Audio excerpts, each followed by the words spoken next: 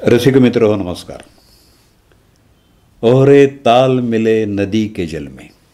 आज मी ज्या गाण्याचं रसग्रहण करणार आहे ते गाणं आहे अनोखी रात या चित्रपटातलं. आणि गाण्याचे बोल आहेत ओहरे ताल मिले नदी के जल में. लेखिका अलका माइंडकर, अकोला.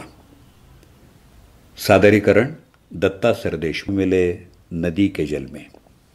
हे गीत गायले मुकेश यांनी. आपल्या जादुई आवाजानं मुकेश यांनी या गाण्याचं अक्षरशः सोनं केलं. या गाण्याचा कोरस कमालीचा अप्रतिम आहे आणि सुश्राव्य आहे. चित्रीकरण तर अफलातूनच आहे. संजीव कुमार आणि जाहिदा यांचा अभिनय असलेल्या या गाण्याचं हे रसग्रहण. श्रोते हो, हे गाणं मानवी जीवनाशी निगडीत आहे. ओहरे ताल मिले नदी के जल में, नदी मिले सागर में, सागर मिले कौन से जल में, कोई जाने ना. ओहरे ताल मिले नदी के जल में. माणसाच्या आयुष्याला अनेक छोटे मोठे कंगोरे असतात आणि त्या कंगोऱ्यांनी तो आपलं आयुष्य समृद्ध करत असतो. त्याला आयुष्यातल्या काही प्रश्नांची उत्तरं मिळतात आणि काही प्रश्न अनुत्तरितच राहतात. या गाण्याचंही तसंच आहे.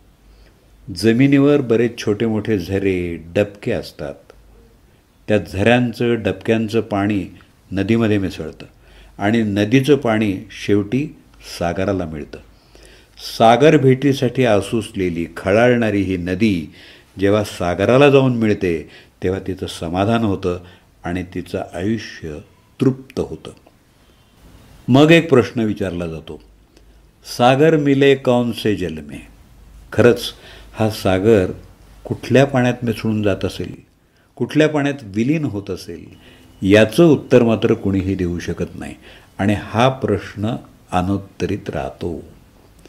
सूरज को धरती जैसे, धरती को चंद्रमा, पानी में सिप जैसी प्यासी हर आत्मा. ओ मितवारे पानी में सिप जैसी प्यासी हर आत्मा, बूंद छुपी किस बादल में, कोई जाने ना. ओहरे ताल मिले नदी के जल में.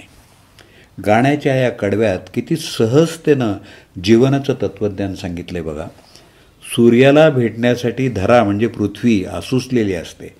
सकाळी सूर्याचं आगमन झाल्यावर केशर मिश्रित रंगाची जी उधळण होते त्या रंगात ही धरा न्हाऊन निघते. प्रभातीचे हे रंग जेव्हा धरेवर सांडतात तेव्हा जणू काही सूर्य धरेवर चुंबन अंकित करतोय असं वाटतं. आणि सूर्य जेव्हा अस्ताला जातो तेव्हा त्याचा तो हळूहळू कमी होत जाणारा तेजोनिधी लोह गोल म्हणजे धरेच्या भाळावरचं कुंकू वाटतं. यावेळी सूर्य धरेला सांगतो की मी उद्या सकाळी पुन्हा येणार आहे बरं का. इकडं दुधाळ चंद्रमा वाट बघत असतो सूर्यास्ताची, कारण तो सुद्धा आसूसलेला असतो धरेला आपल्या कवेत घेण्यासाठी, तिला गच्च मिठी मारण्यासाठी. हळूहळू चंद्राच्या शीतल प्रकाशात धरा न्हाऊन निघते आणि सगळीकडं शांतता पसरते. समुद्राच्या पाण्यातले शिंपले आसूसलेले असतात. स्वाती नक्षत्रातल्या पाण्याचा थेंब आपल्यात कधी पडतो यासाठी, आणि तो पाण्याचा थेंब शिंपल्यात पडला की शिंपले बंद होतात. जवळपास 2-1 महिन्यांनी त्या शिंपल्यात मोती तयार होतात.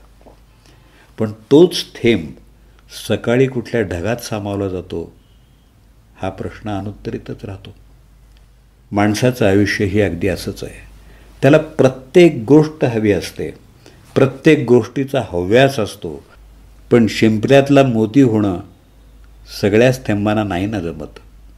काही ठिकाणी अतृप्तताच नशिबी असते आणि त्याला कुणी काहीही करू शकत नाही. अनजाने होठों पर ये पहचाने गीत है, अनजाने होठों पर ये पहचाने गीत है, कल तक जो बेगाने थे जन्मों के मीत है, जन्मों के मीत है, क्या होगा कौन से पल में कोई जाने ना. कोहरे ताल मिले नदी के जल में. या कडव्यात माणसाच्या आयुष्याचं कोडं सोडवलेलं आहे. जिच्याबरोबर आपलं आयुष्य बांधलेलं आहे ती व्यक्ती आपल्यासाठी एकदम अनोळखी आहे, पण त्या व्यक्तीच्या ओठांवर जर आपल्याला आवडणारं गीत आलं तर आपल्याला किती आनंद होईल, हो ना. अगदी असंच मानवी आयुष्याचं आहे. एखादी गोष्ट आपल्याला आयुष्यात मिळणारच नाही असं वाटत असताना जर अचानक ती आपल्याला मिळाली तर ते केवढं सुखाचं असतं. तसंच आहे हे. कालपर्यंत आपण ज्या व्यक्तीला ओळखत नव्हतो तीच व्यक्ती जर आपल्या आयुष्याचा जोडीदार बनून आपल्याबरोबर प्रवास करणार असेल तर तो आनंद चिरकाळ टिकणारा असतो. कुठल्या क्षणाला आपल्या आयुष्यात काय घडेल हे आपण सांगू शकत नाही आणि ठरवूही शकत नाही.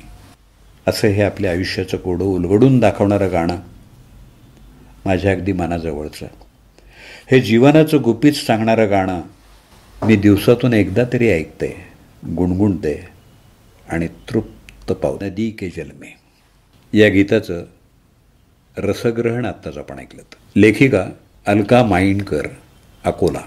त्यांचा मोबाईल नंबर 9403114658. सादरीकरण दत्ता सरदेशमुख. 8329730186.